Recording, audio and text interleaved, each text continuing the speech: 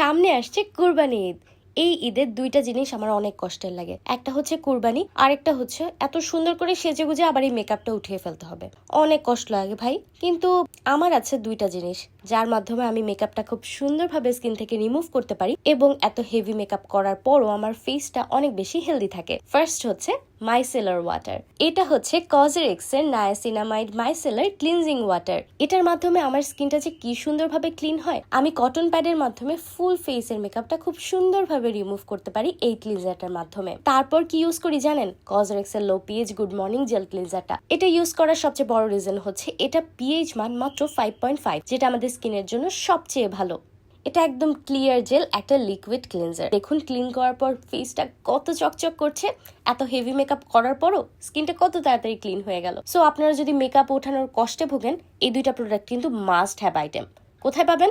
বেলাসিতে। তাড়াতাড়ি নিয়ে নিন, সামনেই তো ঈদ।